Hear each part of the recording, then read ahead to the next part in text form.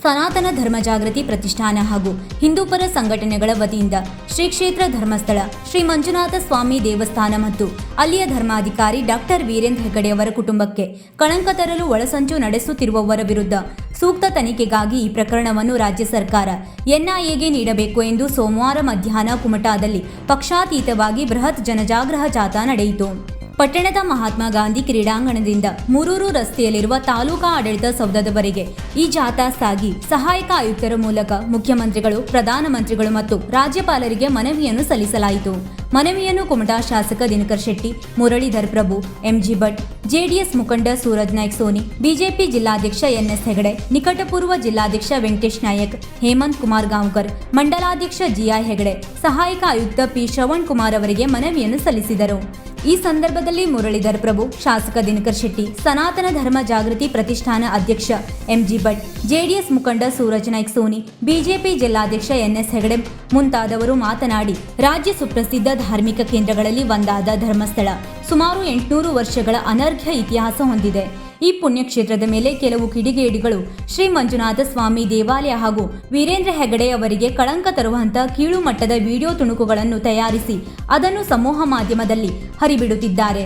ಇವರೆಲ್ಲರೂ ಸೇರಿಕೊಂಡು ಧರ್ಮಸ್ಥಳ ದೇವಾಲಯವನ್ನೇ ಗುರಿಯಾಗಿಸಿಕೊಂಡು ನಿರಂತರವಾಗಿ ಸುಳ್ಳು ಅಪಪ್ರಚಾರಗಳನ್ನು ಮಾಡುತ್ತಿರುವುದರಿಂದ ಧಾರ್ಮಿಕ ಭಾವನೆಗಳಿಗೆ ನಿರಂತರವಾಗಿ ಧಕ್ಕೆಯುಂಟಾಗುತ್ತಿದೆ.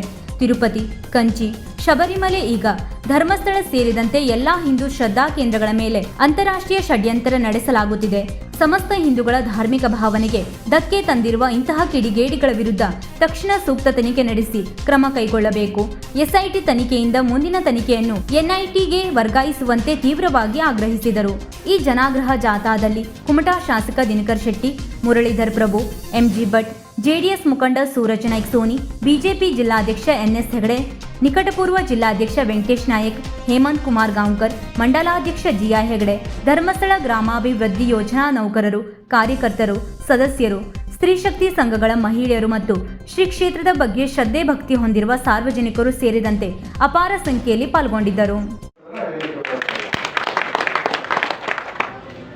ನಮಗೆಲ್ಲ ಅನಿಸಿತ್ತು, ಎಷ್ಟು ಹೆಣ ಸಿಕ್ಬಿಡ್ಬೋದು, ವೀರೇಂದ್ರ ಹೆಗಡೆ ಪರಿಸ್ಥಿತಿ ಏನಾಗಬಹುದು ಅನ್ನುವಂಥದ್ದು ನಮಗೆಲ್ಲ ಥರದ ದುಗುಡ ಇತ್ತು.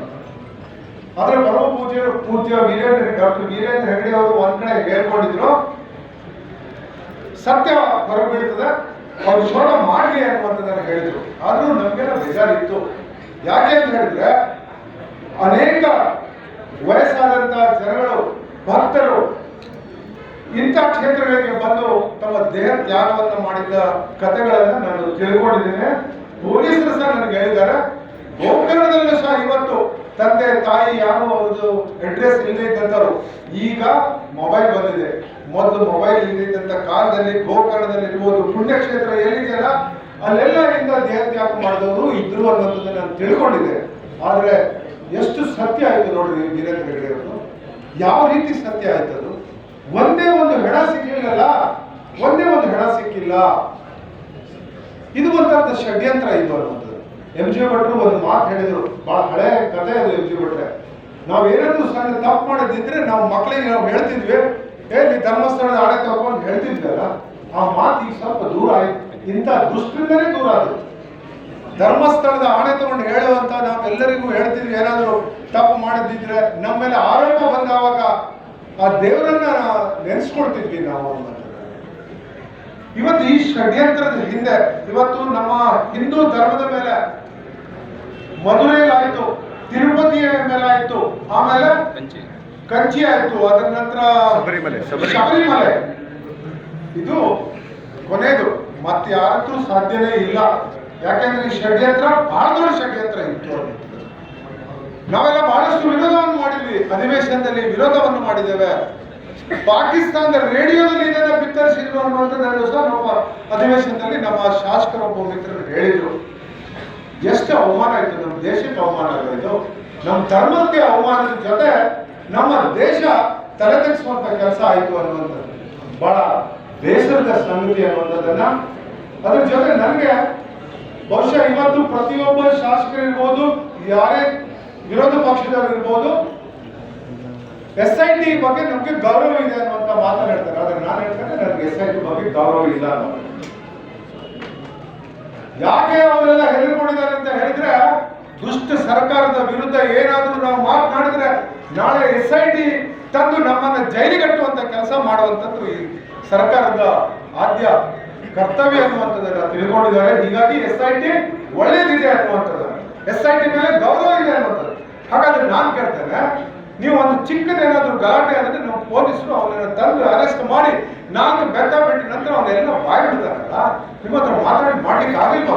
SIT ಅವರ ಪೊಲೀಸರ ಹತ್ರ ಮಾಡ್ಲಿಕ್ಕೆ ಆಗಿಲ್ವಾ ಕೆಲಸ? ಯಾಕಾಗಿಲ್ಲ ನಿಮ್ಮ ಹತ್ರ? ನಿಮ್ಗೆ ಕಂಟ್ರೋಲ್ ಮಾಡುವವರು ಬೇರೆಯವರಿದ್ದಾರೆ, ನಿಮ್ಗೆ ಕಂಟ್ರೋಲ್ ಮಾಡುವವರು ಬೇರೆಯವರಿದ್ದಾರೆ. ಏನ್ ಮಾಡ್ತಾರೆ ಪೊಲೀಸರಾಗ್ಲಿ SIT ಆಗಲಿ? ಒಂದು ಚಿಕ್ಕ ಘಟನೆ ಇದ್ರು ಸಹ ಇವತ್ತು ಪೊಲೀಸರನ್ನ ಬೇಯಿಸುವಂತ ಕೆಲಸವನ್ನ ಮಾಡ್ತಾ ಇದ್ದಾರೆ ಅನ್ನುವಂಥದ್ದು.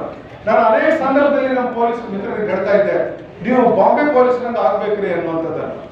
ಬಾಂಬೆಯಲ್ಲಿ ನೀವು ಇವತ್ತು ಯಾವುದೇ ಒಂದು ಚಿಕ್ಕ ಘಟನೆ ಆದ್ರೆ 5 ರಿಂದ 6 ತಾಸಿನಲ್ಲಿ ಅದನ್ನು ಬೇಯಿಸಿ ಅದನ್ನ ತಂದಿಡುವಂತ ಕೆಲಸ ಮಾಡ್ತಾರಲ್ಲ, ಅವರಲ್ಲಿ ಯಾರು ಕಂಟ್ರೋಲ್ ಮಾಡುವಂತವ್ರು ಇಲ್ಲ. ಅವರಿಗೆ ಸಂಪೂರ್ಣವಾದಂತ ಸ್ವಾತಂತ್ರ್ಯವನ್ನು ಕೊಟ್ಟಿದ್ದಾರೆ. ಆದ್ರೆ ಇಲ್ಲಿ ಈ ಪೊಲೀಸ್ ಇಲಾಖೆಯವರಿಗೆ SIT ಅವರಿರ್ಬೋದು ಏನ್ ಮಾಡಿದ್ರು ಅನ್ನುವಂಥದ್ದನ್ನು.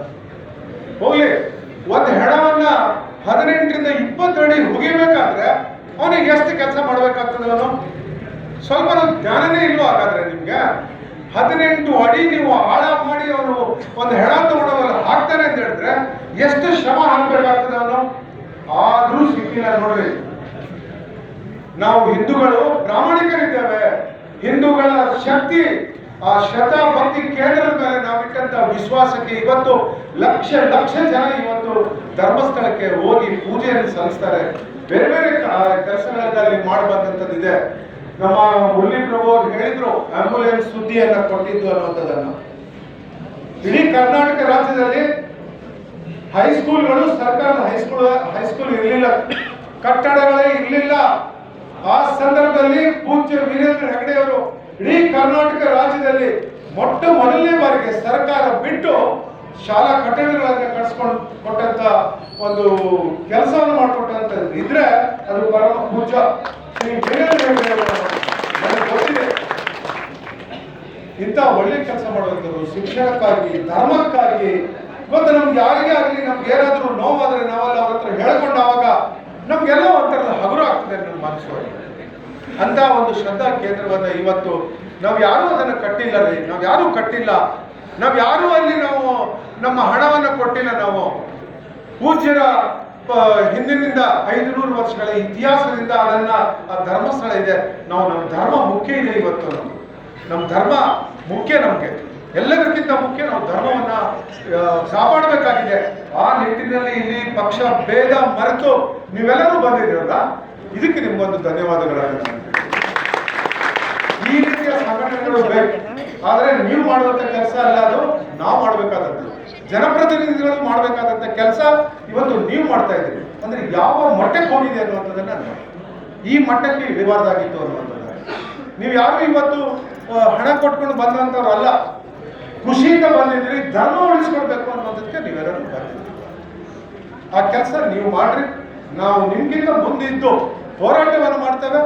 ನಮ್ಮ ಪಕ್ಷನೂ ಇದ್ರ ಬಗ್ಗೆ ಹೋರಾಟ ಮಾಡ್ತಾ ಇದೆ. ಮುಂದಿನ 1ನೇ ತಾರೀಕಿಗೆ ಇಡೀ ಕರ್ನಾಟಕದ ಎಲ್ಲ ಶಾಸಕರು ಮತ್ತೆ ಅಲ್ಲಿ ಸೇರಿ ಪೂಜ್ಯ ಡಾಕ್ಟರ್ ವೀರೇಂದ್ರ ಹೆಗಡೆ ಅವರ ಕೈ ಬಲಪಡಿಸಬೇಕು. ನಾವು ನಿಮ್ಮ ಜೊತೆ ಇದ್ದೇವೆ ಅನ್ನುವಂಥದ್ದನ್ನ 1ನೇ ತಾರೀಕಿಗೆ ಕುಮಟಾದಿಂದಲೂ ನಾವೆಲ್ಲ ಹೋಗ್ಬೇಕನ್ನುವಂಥ ವಿಚಾರವನ್ನ ಈಗಾಗಲೇ ಮಾತಾಡಿದ್ದೇವೆ. ಇಡೀ ಜಿಲ್ಲೆಯಿಂದ ಕುಮಟಾದಿಂದ ಹೋಗುವಂತ ನಿರ್ಣಯ ನಾವು ಮಾಡಿದ್ದೇವೆ. ಅದಕ್ಕೆ ಯಾರ್ಯಾರು ನೀವು ಬರ್ತಿರಲ್ಲ, ನಿಮ್ಮ ಹೆಸರನ್ನ ದಯಮಾಡಿ ನಮ್ಮ ಪ್ರೊಫೆಸರ್ HG ಭಟ್ ಹತ್ರ ಕೊಡಿ. ಮತ್ತು 1ನೇ ತಾರೀಕಿಗೆ ತಾವೆಲ್ಲರೂ ಹೆಚ್ಚಿನ ಸಂಖ್ಯೆಯಲ್ಲಿ ಬಂದು ಪೂಜ್ಯ ವೀರೇಂದ್ರ ಹೆಗಡೆ ಅವರಿಗೆ ಒಂದು ಧೈರ್ಯವನ್ನ ತುಂಬುವಂತ ಕೆಲಸ. ಅವ್ರಿಗೇನು ಅಧೈರ್ಯ ಆಗಿದೆ ಅನ್ನುವಂಥದ್ದನ್ನಲ್ಲ, ಅದು ನಾವೆಲ್ಲ ಅವ್ರ ಜೊತೆ ಇದ್ದೇವೆ. ಅವರಿಗೆ ಸ್ವಲ್ಪ ನೈತಿಕ ಬಲವನ್ನ ನಾವೆಲ್ಲ. ವೀಕ್ಷಕ ಮಹಾಪ್ರಭುಗಳೇ, ನಮ್ಮ ಚಾನಲ್ ಅನ್ನು ಸಬ್ಸ್ಕ್ರೈಬ್ ಮಾಡಿ, ಶೇರ್ ಮಾಡಿ, ಪ್ರೋತ್ಸಾಹಿಸಿ.